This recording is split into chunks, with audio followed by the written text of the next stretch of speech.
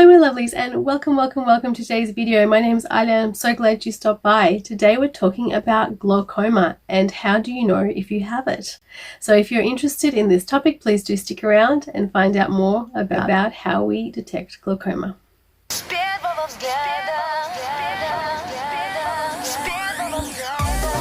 So basically we need to talk about the fact that this is a silent disease and it just cannot be detected at home. A lot of other diseases like macular degeneration, for example, can definitely be monitored at home using special charts and special bits and bobs that can help you. You know, it's a very central disease, it's very obvious to the vision, it's very symptomatic. Glaucoma isn't until right at the end of the game. Even clinically, it's not that easy to detect. We really do have to do so many different tests and look at so many different areas of the eye before we can detect it.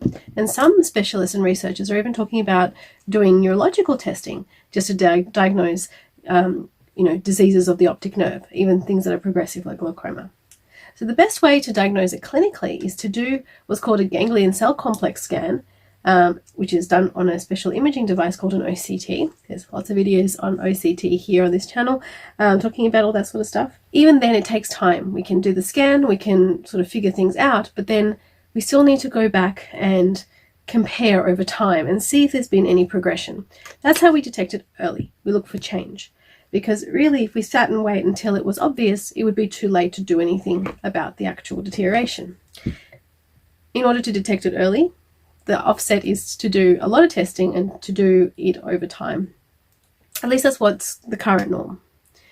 Luckily, we do detect glaucoma really early, to the point that people don't even realize that they've got it because we've nipped it, and treated it and addressed it so early that they never actually get any kind of significant damage. I've got patients that I've been monitoring for over 10 years and they're still doing okay with just the basic kind of treatment. They haven't had to have surgery, they haven't had to have anything too aggressive done. Some of them are on drops, some of them have had laser treatment, but they're all doing okay visually. They're all functioning really well. Of course, they need ongoing monitoring, which is sometimes expensive and frustrating, but it's all very possible and it's all very manageable, and it means that you never actually go blind from your glaucoma, which is really, really fantastic and really, really inspiring, considering that only 20 years ago that could not have been a guarantee for people. Because things like lasers weren't that mainstream, drops were only starting to be dependable, and only some people were able to be maintained. Now a lot more people are being maintained till really, really old age, or perhaps for life. So that's really, really positive. But today we're not talking about how to manage the glaucoma, we're talking about how do you know that you have it.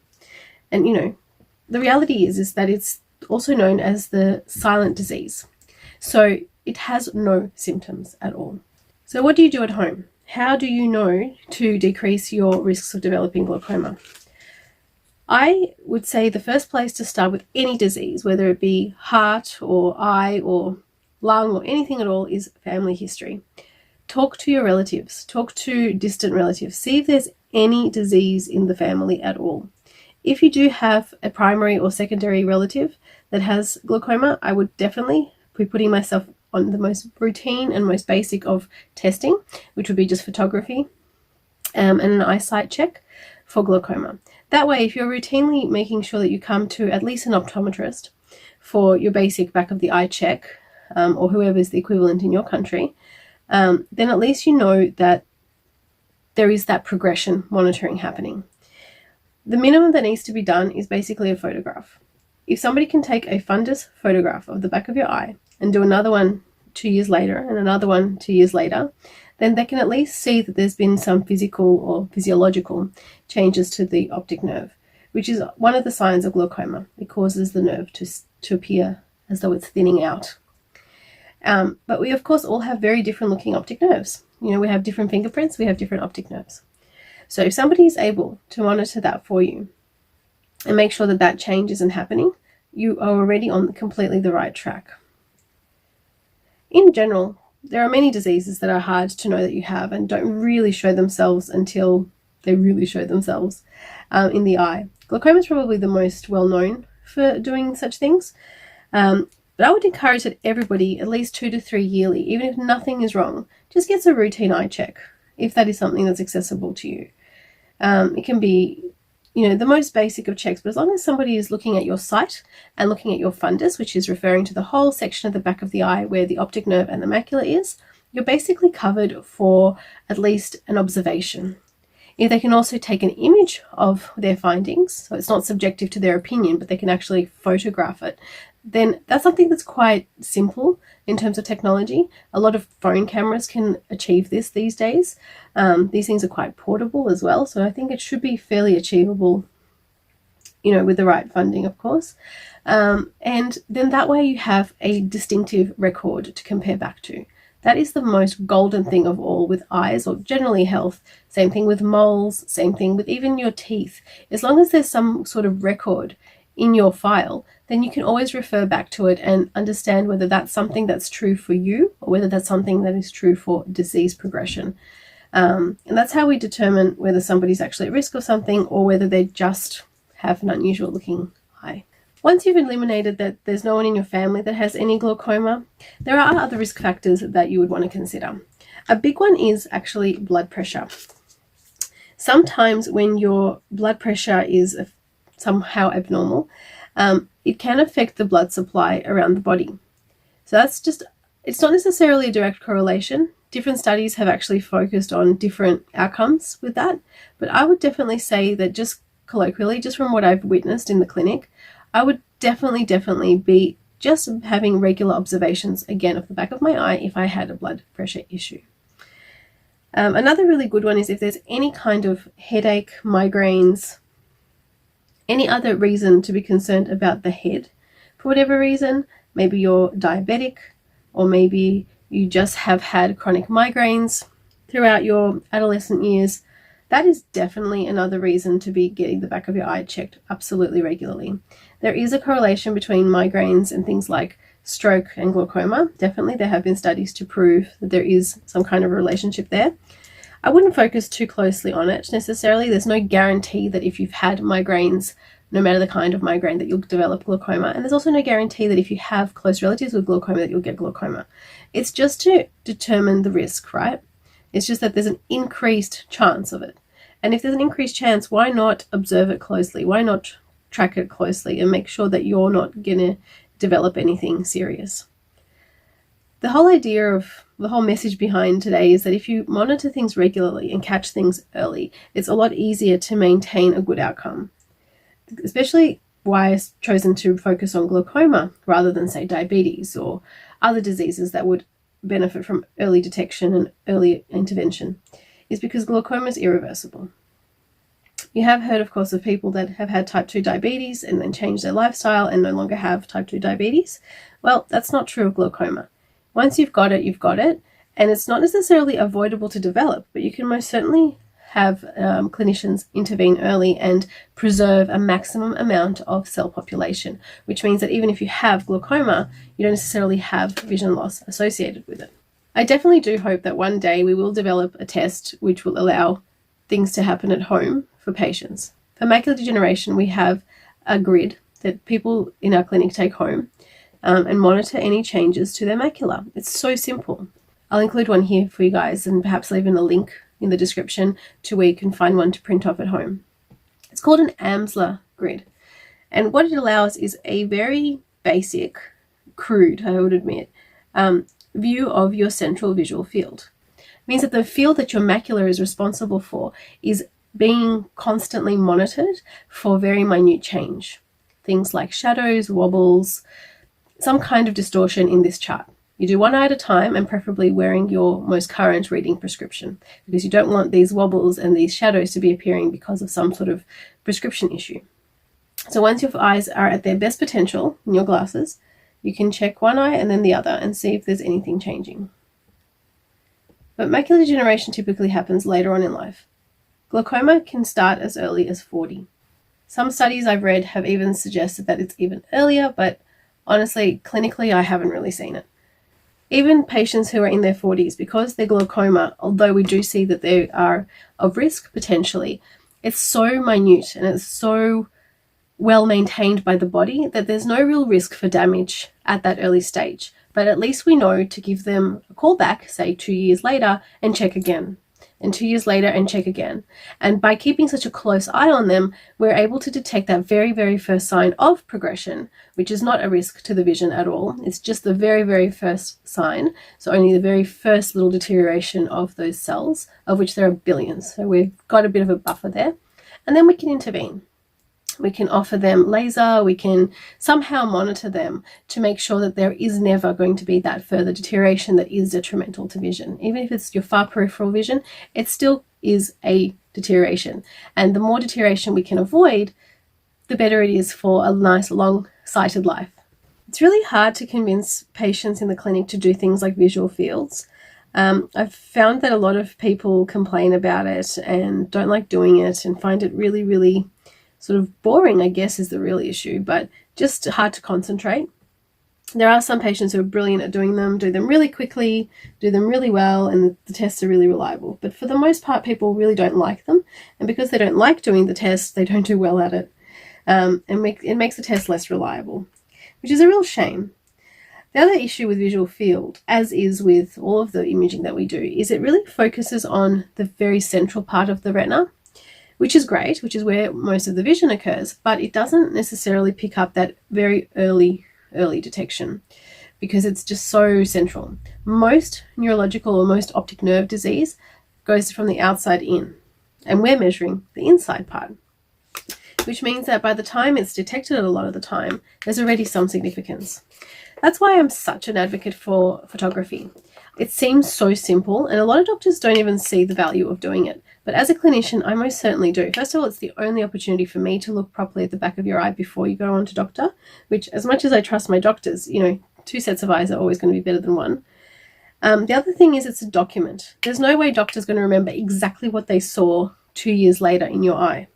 And no matter how good of a drawer they are, their basic clinical notes are not going to necessarily marcate all the very specifics of your eye. So the way to do it is just with a simple flash photography. It takes maybe a minute to achieve. Even the most basic, maybe even bad quality photo is still a reference. So I love them. I love taking a photo.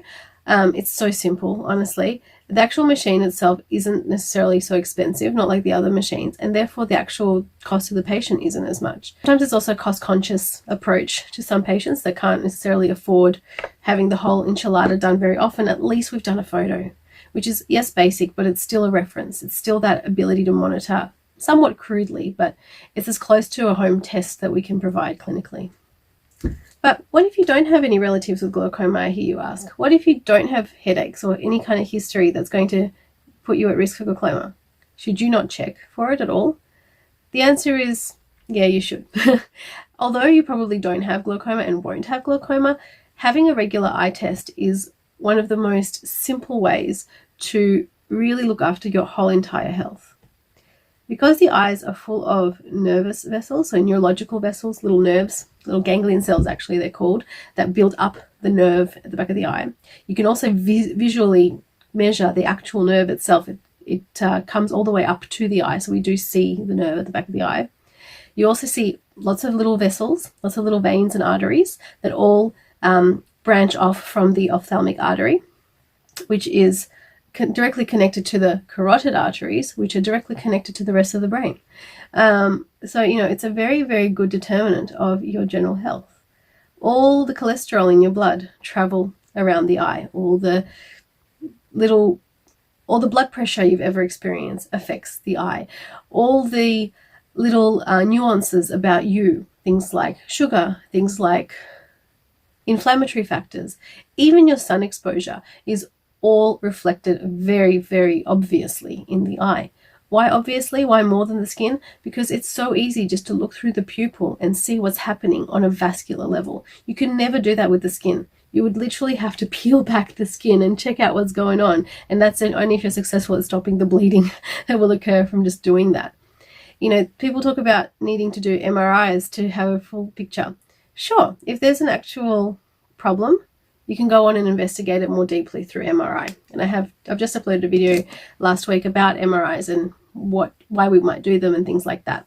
And by all means, it's a fantastic tool should we need it, but we have to first determine that we do. I've heard some patients say that, why would I have myself tested for glaucoma if I know I'm not going to have any? Well, the reality is that yes, you might be going in and testing for glaucoma, but you might not actually find glaucoma. What you're actually achieving is giving yourself a massive service of self-care by having a very, very easy check. That the worst thing that's going to happen to you is you might get some eye drops that will blur your vision for a few hours. Honestly, that's the worst that would happen to you. And you have a very, very full health check there. Does that mean you don't need to go and have your blood pressure taken and your bloods done? No, it doesn't fully replace that, but it just gives you that holistic view of what's going on with your body. Another really common question that I get, and it's really interesting how often I actually get this question, is, oh, you check eyes, maybe I should come to you to get my eyes checked. And by all means, I'd love to check your eyes, be happy to. But where I work, it's a specialist center. So really, if you don't have anything known wrong with you, why would you go to a specialist? It's a little bit expensive for just an eye check. In Australia, our optometrists are more than qualified to look at your vision, to prescribe glasses, obviously, but less obviously to check the back of the eye. So I would seek out an optometrist who has the right equipment. And in Australia, a lot of optometrists do at least have a camera, which is the most important, but some of them even have OCTs. Now, if they do find that something's wrong and then they send you to a specialist, you should expect to have those tests done again because of the nature of the testing. It's more important that the ophthalmologist has their own set of tests done. But as a detection thing, as a monitoring thing, or even as a diagnostic thing, an optometrist, at least in Australia, and I'm pretty sure in America too, would be sufficient. I would definitely be calling up a clinic and asking them the right questions. Do you have fundus imaging? And will you then refer me to the correct specialist if you find anything? And if the answer to both those questions is yes, and these tests and this practice is affordable to you, then you can do this at least 2 yearly. I wouldn't go more frequently than 2 yearly unless you have something actually wrong that the clinician is recommending that you have looked at more frequently. Everyone else who has no known problems in their eyes, 2 to 3 yearly is more than sufficient, really. I personally get my eyes tested every 2 years, and that's with me working in a clinic every day. I don't bother going about anything unless I have a complaint. And then I just get my routine test done at an optometrist, not even by my own boss. Not because she doesn't want to, she would happily do that, but I just feel that there's a more accurate way to approach things, and it's also the way the system works, and it works for a really good reason. Okay, my lovelies, I hope that you enjoyed today's talk all about glaucoma and detection and the importance of testing. If you liked today's video, please go ahead and like. Don't forget to hit that wonderful big red subscribe button if you haven't done so already, and turn it grey. For more things about Artist Creations, of course, there's Instagram, and there's always things going on up there. Leave me a comment, tell me what you think. If you have any questions, I'm always happy to answer them. And check out more videos more specific to the problems and questions you may have. Wherever you are around the world, my lovelies, I hope you're having an amazing day, and I can't wait to see you on the next one. Bye!